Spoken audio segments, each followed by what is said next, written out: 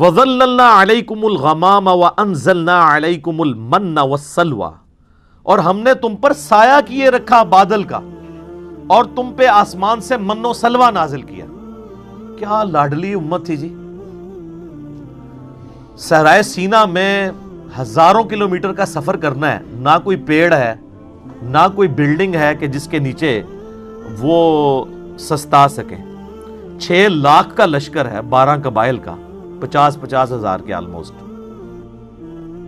تو اللہ تعالیٰ نے اسپیشل پروٹوکول دیا وقت کے پیغمبر کی موجودگی کی برکت سے کہ یہ پورا قافلہ جو ریگستان میں ٹریول کرتا تھا تو ایک بہت بڑا بادل جو ہے نا مسلسل سایہ کرتا تھا ان کے اوپر، چھتری ساتھ ساتھ چلتی تھی۔ لیکن دیکھ لیں کیا بات ہے، بات تو بہت بڑی ہے، منی ایک بھی نہیں انہوں نے اللہ دی، جو کچھ بھی ہے تیرے محبوب کی امت سے۔ سر بات یہ ہے، ایویں تو اللہ تعالیٰ کو غصہ نہیں ہے ان کے اوپر، یہ آگے دیکھیں گے ایک ایک غلطی گنوائی جائے گی ان کی، پھر اللہ تعالیٰ اپنے عذاب کے کوڑے گنوائے گا کہ تم نے یہ کیا تو ہم نے تمہارے ساتھ یہ کیا، تم نے یہ کیا تو ہم نے تمہارے ساتھ یہ کیا۔ اور یہ صرف ایک سٹوری نہیں ہے، بلکہ امت مسلمہ کو بھی بتایا جا رہا ہے کہ جس طرح آج تم لاڈلی امت ہونا کلیم کر رہے ہو، تم سے زیادہ ایک لاڈلی امت اپنے وقت میں رہی ہے، جن میں ہزاروں پیغمبر آئے، 3 کتابیں آئیں، لیکن جب انہوں نے پیغمبروں کی تعلیمات سے روگردانی کی تو اللہ تعالیٰ نے پھر ان کی کسی رشتہ داری کا لحاظ نہیں کیا، وہ تو پیغمبروں کی اولاد تھے بنی اسرائیل، اور ان کے اوپر ذلت قیامت تک کے لیے مسلط کر دی۔ تو یہ من و سلوہ کیا تھا؟ اب ظاہرہ ریگستان میں ہے، وہاں کوئی کھیتی بھی نہیں اگتی، سی فوڈ بھی کوئی نہیں ہے، تو کیا کریں گے؟ رات کے وقت شبنم کے قطرے پڑتے تھے اور وہ قطرے کنورٹ ہو جاتے تھے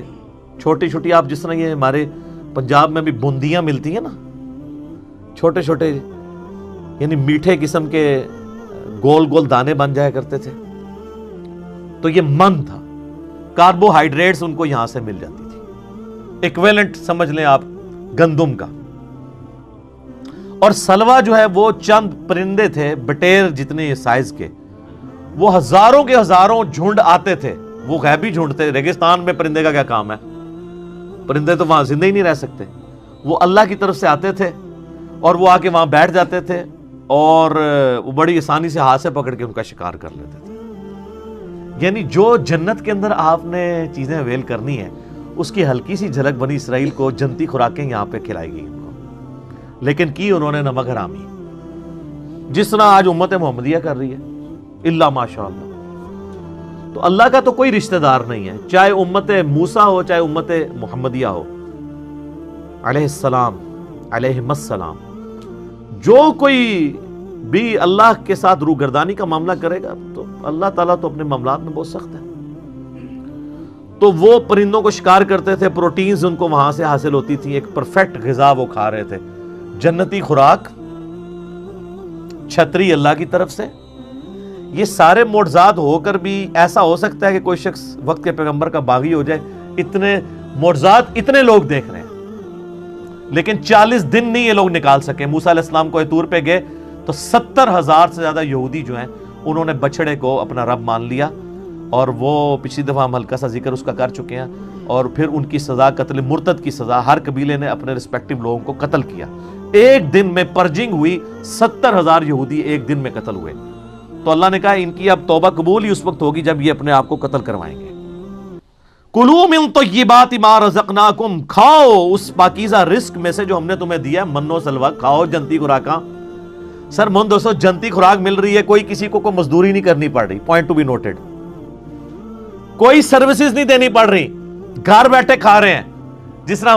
ہمارے یہاں زیادہ تر لوگ گھر بیٹھ کے کھا رہے ہیں، پیسہ جو ہے وہ انگلینڈ سے آ رہا ہے اور امریکہ سے ریمیٹنس کی شکل میں۔ ان ایریاز کے لوگ جو ہیں، جہلم کے، گجرات کے، میرپور کے، تو یہ تو ریمیٹنس اللہ کی طرف سے آ رہے تھے ان کو، اور جا کے منی ایکسچینج بھی نہیں کرانی پڑتی تھی، اور کسی کی منت بھی نہیں مارنی پڑتی تھی، اٹھو اپنے خیموں سے نکلو، خیمے کے باہر جتنا ہے وہ تمہارا ہے، نہ کوئی دانہ اگانا پڑنا ہے، نہ پانی دینا پڑنے ہے، نہ آپ کو کوئی فصل اگانی پڑنی ہے، نہ ٹینشن ہے کہ بارش ہوگی کہ نہیں ہوگی، نہیں، جنتی خوراک آ رہی غیبی اللہ تعالیٰ کی طرف سے۔ کھاؤ اللہ کے رزق میں سے، وما ظلمونا ولکن کانوا انفسہم یظلمون، ہم نے ان پر کوئی ظلم نہیں کیا تھا بلکہ انہوں نے خود ہی اپنی جانوں پر ظلم کیا۔ کیا سوز و گداز چھپا ہوا ہے جی اس جملے کے اندر؟ اللہ کہتا ہے میں نے تو کوئی کسر نہیں اٹھا رکھی، میں نے تو اتنے لاڈ کیے ان کے ساتھ، ہم نے کوئی ظلم نہیں کیا، ہم جو کر سکتے تھے کیا، لیکن انہوں نے اپنی جانوں پہ ظلم کیا۔